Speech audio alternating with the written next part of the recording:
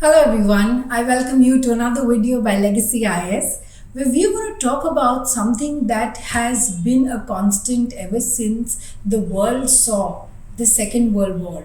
The two world wars kind of brought the attention or kind of gave us a realization that we need to limit the use of nuclear weapons. Nuclear weapons is really not the way to go. It is something that has a capability of destroying humanity and something that we really need to not even use under any circumstance. That kind of a limitation we need to put on ourselves.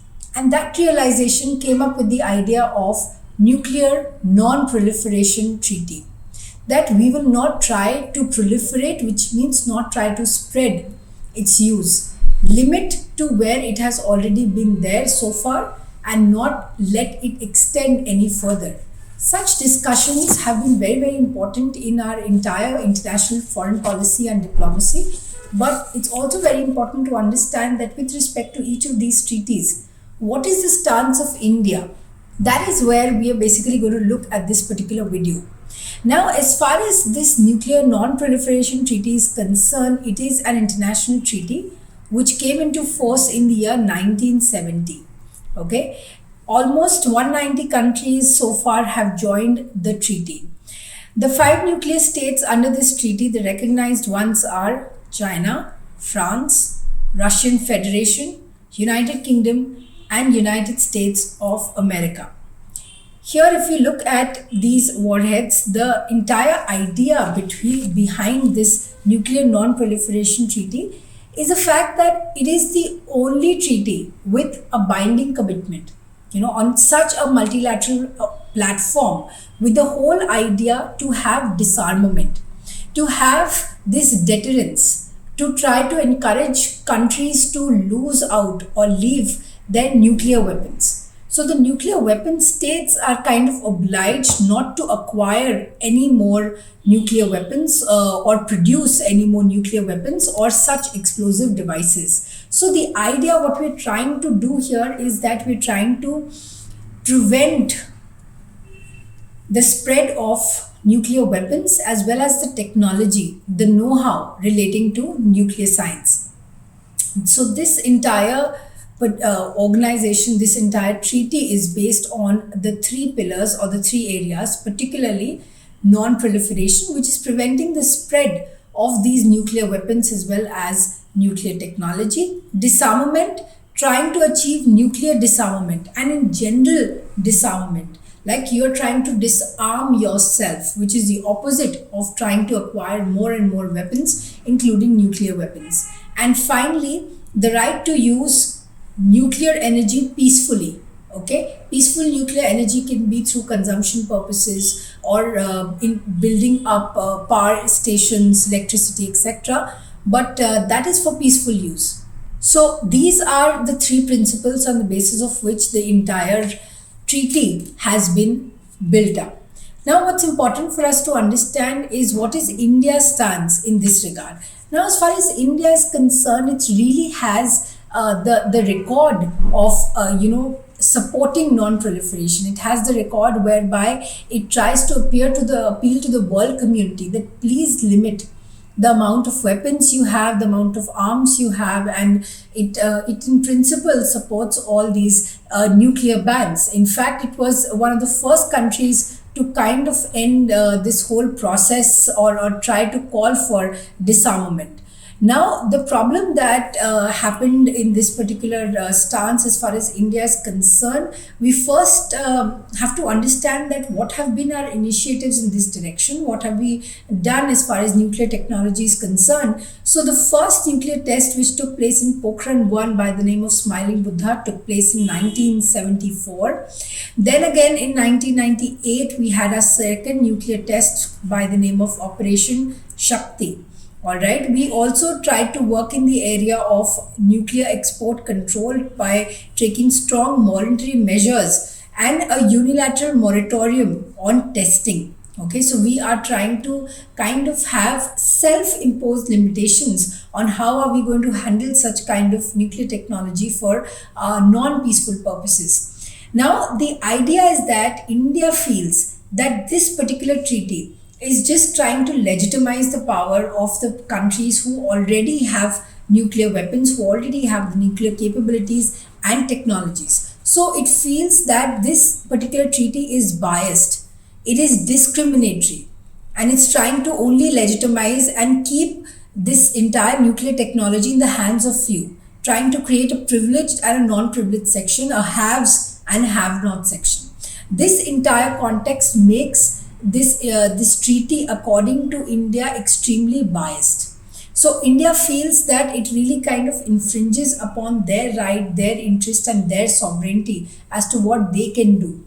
So in that sense, India is kind of opposed to this idea. So it states that those who have the nuclear powers are not willing to give up, and the ones who don't have it are not allowed to have it. So what are you trying to create in the world? That it is only these five that they can now create, and status quo will be maintained forever. So the treaty restricts the nuclear weapon status to the nations that have either manufactured or exploded a nuclear weapon or any similar devices prior to this date of 1967. So in that sense, India is really kind of opposed to, in principle, to the idea behind the Nuclear Proliferation Treaty. So India says that firstly, you've not fixed any timelines, that when you're trying to support disarmament, what is the end date for that? Have a commitment, have a fixed line, not just in principle that we'll try to support disarmament.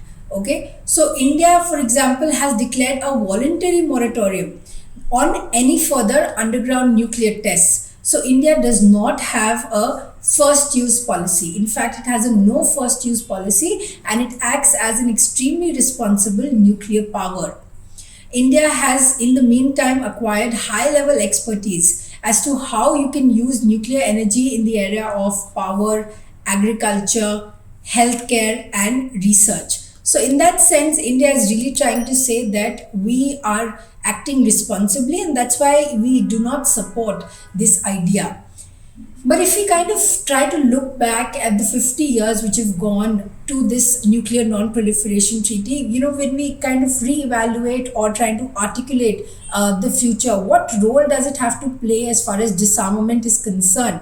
Now, we need to appreciate the fact that the Nuclear Non Proliferation Treaty has tried to create some political context, some moral pressure, okay, which has in some way or the other tried to enhance or push forward for some restrictions in the area of nuclear technology. So the arsenals which are in use currently as compared to how they were in olden days, they're definitely much bigger in size, but we also need to understand that they have reduced a lot in number.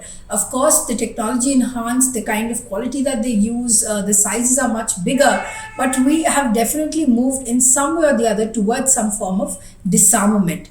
As of now, we have only 9 countries, okay, with nuclear weapons, and this earlier was 25. So this kind of brings down the vulnerability in terms of definitely the number. It sought to assure the non-nuclear weapon states, this treaty tries to assure the non-nuclear weapon states that this asymmetry that we have between the 5 nuclear powers and the others is not going to last forever. It is not something that will be static and will not undergo any change at any point of time. That is the kind of assurance that this particular treaty is bringing to the non-nuclear weapon states. We also need to see that NPT, of course, has not been adequate in terms of managing the threats which are coming up in the current age.